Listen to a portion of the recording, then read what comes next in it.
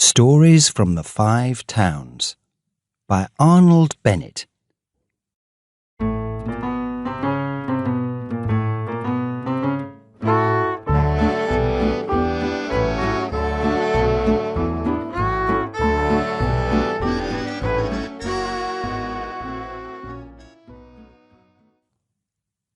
News of the engagement.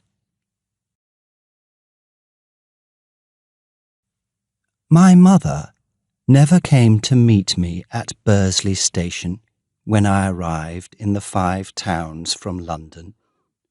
She always had other things to do. She was getting ready for me, so I always walked alone up Trafalgar Road, between the factories and past the football field. And so tonight I had time to think. I had some very important news for my mother, and I didn't know how to tell her. I wrote to my mother every week to tell her what I was doing. She knew the names of all my friends. I often wrote about Agnes and her family, but it's difficult to write in a letter. I think Agnes likes me. I'm in love with her. I'm sure she likes me. I think she loves me. I'm going to ask her to marry me. You can't do that. Well, I couldn't do it. And on the 20th of December, I asked Agnes to marry me. And Agnes said yes. But my mother didn't know anything about it.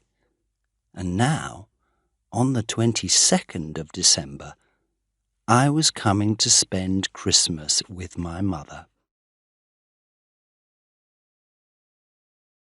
My mother was a widow.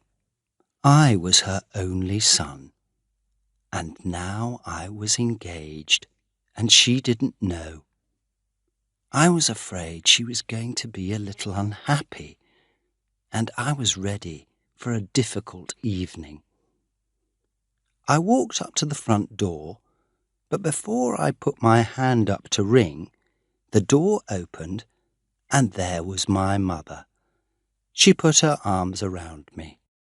"Well, Philip, how are you?" And I said, "Oh, I'm all right, Mother. How are you?" She smiled at me. She looked excited and younger than her 45 years.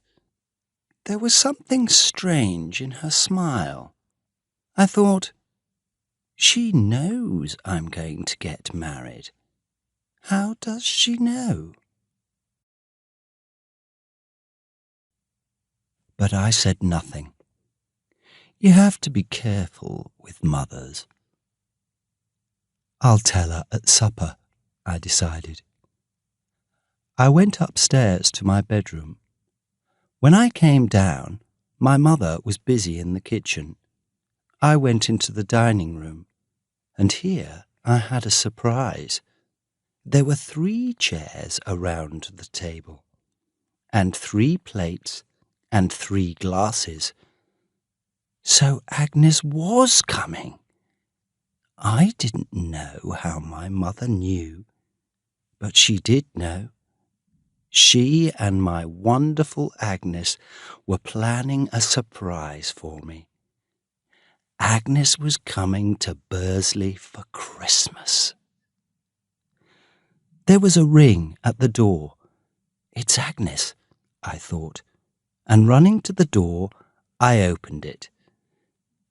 It was Mr. Nixon. Mr. Nixon was an old friend of the family. He was a large, strong man of about 49 or 50. He was very helpful to my mother after my father's death. "Good evening, young man," he said. "It's good to see you back in Bursley. Mr. Nixon has come for supper, Philip. said my mother. Mr. Nixon often came to supper during my visits to Bursley, but never on the first night. I liked him, but I wasn't very happy to see him tonight because I wanted to talk to my mother. I couldn't talk to her about Agnes with Mr. Nixon sitting at the table. We started our supper. We talked about this and that, but nobody ate very much. I was thinking about what to say to my mother when Mr. Nixon went home. At the end of the meal, I told my mother that I must go to the post office. I had an important letter to post. "Can't it wait until tomorrow, my pet?" my mother asked. "It can't," I said. My letter, of course, was to Agnes. A letter to Agnes could not wait until tomorrow. I walked over to the dining room door. "A letter? To a lady?" asked Mr. Nixon, laughing. "Yes," I replied. I walked to the post office and posted my letter. When I got back home, I was sorry to see that Mr. Nixon was still there. He was alone in the sitting room, smoking. "Where's Mother?" I asked. "She's just gone out of the room," he said. "Come and sit down. Have a cigarette. I'd like to talk to you, Philip." I took a cigarette and sat down. I hoped the talk was not going to be a long one. "Well, my boy," he said, "would you like me as a stepfather?" For a second, I could not move or speak. "What?" I said. "You mean you and my mother?" "Yes, my boy, I do. I asked her yesterday, and she said yes. I've wanted to ask her for a long time. I think she knew that. Did she tell you in her letters? No? It's difficult to write in a letter, of course. She couldn't really write, 'My dear Philip, an old friend, Mr. Nixon, is falling in love with me, and I think I'm falling in love with him. I think he'll ask me to marry him soon.' I don't think your mother could write that, could she?" I laughed. "Shake hands," I said. "This is wonderful news." After a moment, my mother came in, a little red in the face. "The boy's very happy, Sarah," said Mr. Nixon. I said nothing about my own plans that evening. It was something new to me that my mother could fall in love, and that a man could fall in love with her.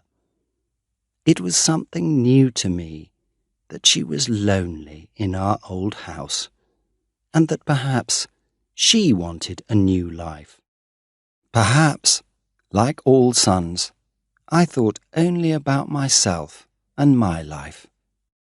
So I decided to say nothing about my news, and that evening my mother came first for me. I could tell her about Agnes tomorrow. We live and learn.